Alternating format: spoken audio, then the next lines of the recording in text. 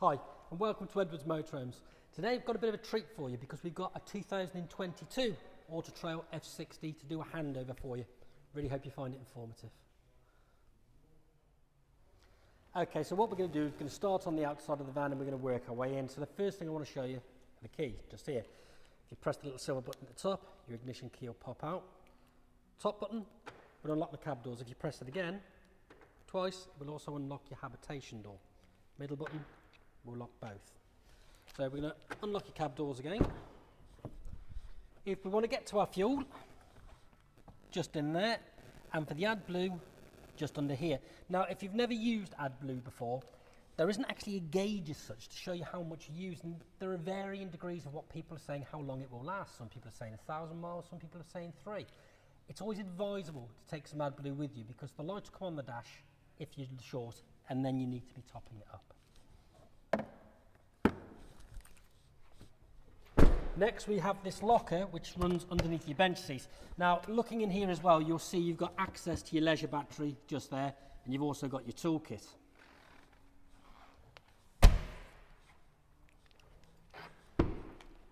Habitation step just here. There's a button just there. Press that, pop it in, or it will pop it out. Of course we have the awning light just above. And just here we have your gas barbecue point. Fridge vents here and here. And we have the storage locker at the back. Now, in the storage locker as well, you do have this shelf. Again, you can drop down if you need the extra space in just there. You will see, again, throughout the vehicle, we have these. Now, these are gas drop holes. And basically what that means is, again, if there were to be a gas leak, the gas would drop out of the van. It's just a safety precaution. On the back, of course, we have your reversing camera just up here. Put a bike rack on there, and we have your cassette toilet. Now, with your cassette toilet, the first thing, when we go in the van, I'll show you, but on the toilet itself, there's a grey handle, and that will open and close the blade on top of the toilet. The blade must be closed for you to be able to take your cassette out. And to do that, you just lift up this blue catch here and pull it out. Now, when you're draining this away, you need to go what they call to an Alson point. Every campsite will have one. So you unclip, you wheel that to the Alson point. When you get there, unscrew the blue cap, press the blue button on the back. That will allow air to flow through. So again, it's not going to glug all over the place. And then you literally flush away. Hose through, flush away again, and then put either your new blue or green chemical directly into the cassette. Don't put it down the toilet, it's very strong and it will stain. Straight in, and then pop that back into there. Now, you don't need the pink chemical. That is something that happens if you have a header tank, but because the water comes directly from the fresh water tank, no need for pink. As we come round this side, we have your gas locker just there. And underneath, directly, you'll see this blue tap. And the blue tap is so you can drain down your fresh water. Now, when you're doing this, it's important to hold on to the tap and turn. We have had instances in the past where people just try to turn the tap and it's on quite a long pipe. And what will happen is over a period of time, you'll loosen the pipe, then you'll end up driving down the motorway and the whole thing will fall off. Something to bear in mind. Just here, we have your water filler. Just pop the hose in there and fill it up. Here, we have your electric point. And again, that's just make sure you unclip there and release. And then just underneath here, we have the drain for your wastewater tank. Same scenario as with the fresh. Make sure you're holding on when you drain down. And that's the outside of your van. Let's take a look inside. Okay, so now we're going to run through your cab. So we're going to start off on the driver's door just here, where we have your electric windows. Of course, you've got front electric windows in your cab. Then we've got your electric mirrors just here, and your headlights and your cruise control just there. Wash wipes, indicators, and then of course you've got your radio controls and you've got your cruise control controls on your steering wheel. Over here we can pull this piece up, and again just in there then you can lock in your mobile phone, or you can lock in your tablet, whatever you want to put in there really. Make sure that when you put it back you just lock it into place. Over here, of course, we've got your air conditioning, what your heater controls. That one there's for your heated front screen, which again is always an advantage with your Fords. Automatic gearbox. Now we're going to have a look at your media center. So to do that, I'm just going to pop the key in. Now we haven't got the SD card in here at the moment, so we're not going to be able to see the nav. But once this actually works through, you just press your home button. There we go, and it'll bring up this screen. So you can go to your normal analog radio, your DAB, Bluetooth to put your phone in, or to audio stream. Again, USBs or iPod connections, Android. Camera, if you want your camera running all the time. Press that back on there. Just turn the volume down a second. You got your web links, your HDMIs, your AV, and your normal setup. Now you'll see at the bottom you have these controls. So again, if you just want to go back to your home screen, to your nav, which again we haven't inserted the card just yet. Your camera, that will only work while the vehicle's running. Your DAB radio, just there, and again go through. Again, it's nice and easy. Next thing, of course, we have are your blinds. Now, if we start off with the doors, you just pinch and pull. Now, the temptation is to drop down like this, but that will damage. You want to keep it straight, and it works by just locking onto a magnet just there. When you bring it back, again, keep it straight, tuck the bottom in, and it will clip into place. Same with the windscreen. You pinch from both sides, slide it across, and again, it locks on. Now, something to remember is you want to just put an elastic band or a hair bubble, something around there. I have known instances in the past where people haven't actually got the magnet exactly right, and of course that can happen first thing of a morning and it can get a little embarrassing, so just something to bear in mind. Your main electric bed just here will work from this key. So first of all, you have to make sure obviously you've got your 12-volt control panel on. You turn the key to turn it on, you press the button. I've just turned it off, let's press the button again, and it will drop down. Now there is a point where it will drop down to, which is just here, and again you can see you've got the netting just here which will lock up onto the ceiling, same on the other side, and you do have this ladder again to make it that you can go in. Now I'm going to pop this back up for a second, and when I do, I'm going to show you something that we always do for winter. Now if you're not using the van over the winter, what you want to do is you want to make sure you've still got air flowing. So I would only ever put it so around about there in the winter. Let the air flow across, so you're not going to end up getting a damp mattress or anything come the summer months when you want to use it. Also, something to bear in mind is you're okay putting your quilt on there, but be very careful with cushions, because again it will think somebody's still in the bed and it will blur fuse as a safety precaution. But pop it back up. Now the next thing I want to show you is this just here, and this is a little clip that Auto Trail have put in, and this is to make sure the bed can come down to this point. That can be removed, so you can bring the bed down lower. If you're doing that, you must remember to remove these cushions, because what will happen is you'll end up crushing everything. So next we're going to make up your second double bed. So how we do this, first of all, you have these two pieces that live in your wardrobe. You also have this extra cushion just here, which will both be needed. So how we do this, first of all, we're going to work on this side. So we're going to remove these two cushions. Now you'll notice there's a catch here, which I've already pre-undone. Once you've undone that, this piece then slides out.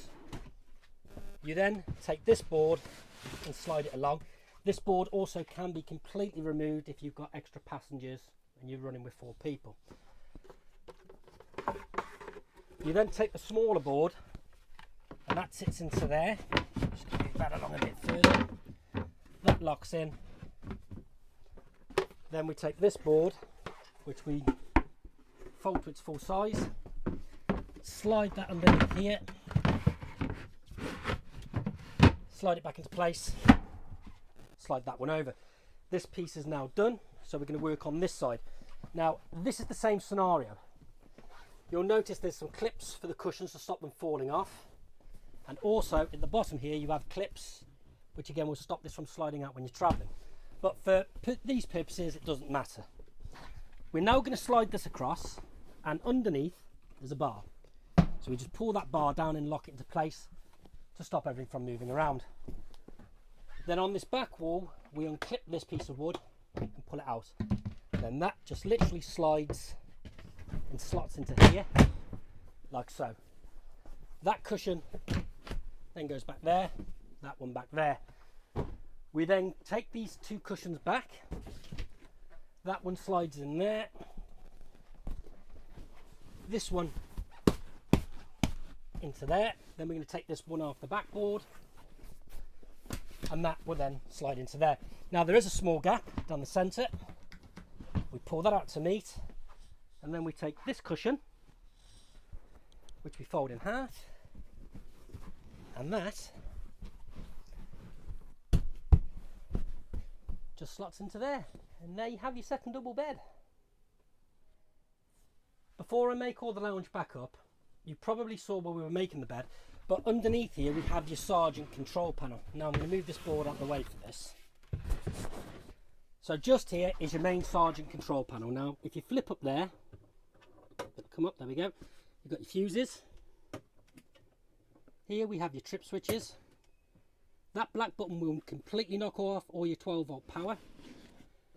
You see at the moment there we've got the red on, so that, well, sorry, the orange on. That means that you've got your electric on for your heating, and that one for your charger because we're plugged into the mains. Now it is possible to turn these two off, but what it means is, of course, if when you're plugged into the mains, you're not going to have any electric power for your heating, and you're not going to be able to charge with your batteries. So you probably really want to keep those on, because if you're wild camping, they won't come on anyway. Something else to show you before we put the lounge completely back together is just underneath the 2 passenger seats just here. Now underneath here, of course, you have got excellent storage, but also you'll see this switch just at the back, and that's for your boiler on electric. Now, as you can see, it's turned on at the moment. Something to bear in mind, of course, is if you're wild camping, that won't come on anyway, because you can't run off nothing. It has to be plugged into the mains. So some people will turn it off, but then it's very easy to forget when you go back into mains and wonder why you're not getting any water coming through into your boiler. Underneath on this side, you'll see you've got your gas isolator switches at the back, and also there's a little yellow switch down there. Now the yellow switch is to drain down your boiler. Now this is very important, especially come your winter months, because what you don't want to end up doing is leaving water in your boiler, because if you have a flash frost, it can damage. Make sure you always drain that down along with your fresh and your wastewater tanks. In the kitchen, first of all, we're going to start off in these 2 cabinets just here. Now, bar for giving you excellent storage, also you'll notice in the top of this one, you've got your solar panel controller. Now there's a little switch just behind it, as you'll see. Now, switching it on to number 1 will charge up your vehicle battery. Switching it down to number 2 will charge up your leisure battery, obviously off the solar. Next, of course, we have your sink just here, and your mixer tap. That just goes across. 3 gas hobs that do have to be lit manually. Gas oven. More storage just in here.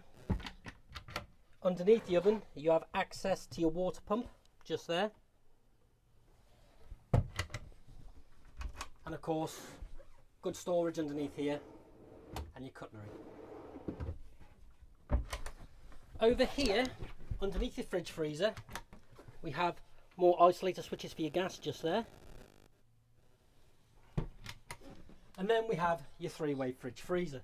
Now how your 3-way works, press that button there, it'll turn it on. Now what we want to do is we want to pick our source. So you press the button and it flashes. Now by using these buttons we can go electric, battery, gas or auto. For these purposes I'll leave it on auto. Press that button once, press them again, and you can change the temperature of your fridge. So we have 3 choices, 4 if you include auto. Basically you've got electric for if you're plugged into the mains, you have gas if you're wild camping and you run off your gas. Battery is the one that tends to confuse people, because you would assume that battery means you're running off your leisure battery. It doesn't. It means you're running off your vehicle battery. So it will only work if the engine is running.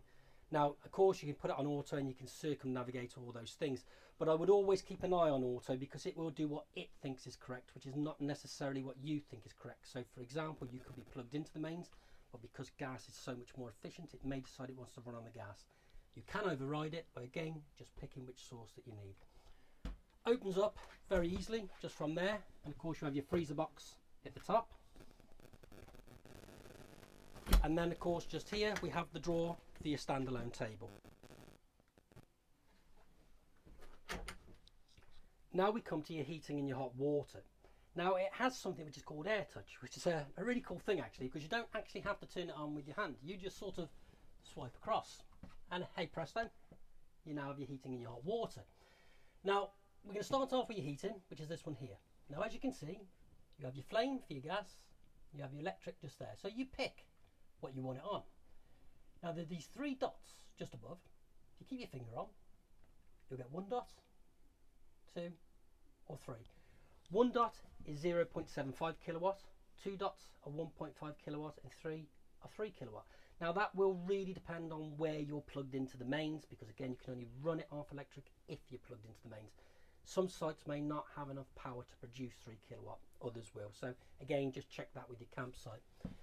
So once we've done that, again, if you want to have gas and electric both on at the same time, if it's freezing and you're plugged into the mains, you can do that. If you're wild camping, just turn off your electric and run off your gas. Then you have this frost symbol just here, which means you're at 5 degrees. The nighttime one up there with the moon, that means you're at 15 degrees or 16 degrees, and then you can just take it up from there to whatever temperature you want. When you want to turn it off, just knock that off, it will go off on its own. And then we come to your hot water, which works in basically the same way. Again, you can choose gas or you can choose electric, and again, you have the dots to go up to the 3 kilowatt. You still have your frost protection there at 5 degrees.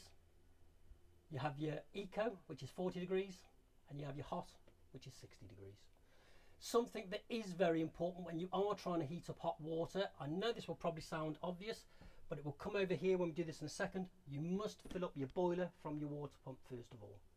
So we're going to go on to that now. So to start off with, we have this button here, which turns your power on and off on your 12 volt. That one just there is for your lights, and that one's for your awning light just outside. This one then is your water pump. So if I press that, you can hear that noise. That's going to then pump water into your boiler. Now, once that is stopped pumping, the noise will turn off. Now, there are 2 ways that you can work from then. Some people will turn off the water pump, and they will only turn the water pump when they want to, again, use the taps, the shower, or the toilet to flush. But if you're wild camping, that's what a lot of people would do, because, again, you don't want to be drawing power off something that's on standby. Now, if you're plugged into the mains, you can leave it on, and then again, as soon as you use the taps, it will then open up and it will start pumping back into your boiler. But it's something to bear in mind.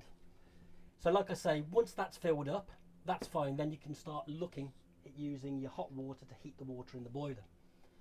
Next, we come to this one just here. Now, if we press on there, it will show you that we've obviously got no water in the fresh or no water in the waste at the moment. Press on again, you can select your battery, leisure, or vehicle. It will tell you your interior temperature and your humidity. You can adjust your clock. Now, to adjust your clock, you'd use that button just there to change the hours. Press it again for the minutes, and then it will come back round to the start. And there we have your heating systems, your hot water, and your 12 volt control panel. So next we come to your washroom. Now, the first thing, of course, is your toilet. What I want to say first of all is this toilet seat does move round. If you do take delivery of it in that position, you haven't got to use it in that position. You can spin it round. Now, when you open it up, when we were outside before, we were talking about this blade, which you can see there, and you've got this grey handle. So that opens it and closes it. In all fairness, the only reason you would ever want it open is if you're using the toilet. Apart from that, keep it closed. Just here we have your flush, which again your water pump must be on to use. And just at the back, just here, at the moment you can see that's green. If that turns red, it means your cassette's full. Over here we have your wardrobe facilities, which is again is a good sized wardrobe, and we have the slats to make up the extra bed. Just here we have your extra storage. Obviously we've got your sink just here, and then we've got your standalone shower, which again is great as a separate cubicle. And again, you must make sure that you've got your water pump on when you're using that, and you've got water in your system. Here we have your 12 volt Omni fan. Now, the first thing to do is make sure that you turn the skylight up and open it up, because that's going to let your air in or out. Now, it's very important, obviously, to make sure that when you're travelling that you've got your windows and your skylights closed, because they are plastic. If they catch the wind, they'll be gone. And if you're going to miss one, it's going to be this one, because it's quite hard to see. So once we've opened this up, press the button there. Now we have a choice. We can either use it as a fresh air fan. Now that will go up 3 stages, like so. And as you'll see, the fan will just turn round, and that will then blow us cooler air into the vehicle. If we want to use it as an extractor because we're cooking, press onto this one just here, and again that will go up 3 stages. You'll see the fan stop and then turn round, and there you have your extractor. Now also here, of course, we do have a blind when you go to bed of a night. I'm going to knock that off for a second. Again, I will say it again because it is imperative. You must make sure that before you travel, you close this down. In the cab, we obviously have the Remus cab blinds, but again, everywhere else in the vehicle, we have blinds and we have fly screens. Now, even on the habitation door just here, we have a fly screen. Very important, before you shut the door, make sure that's closed because the bin will come in and it'll damage your fly screen.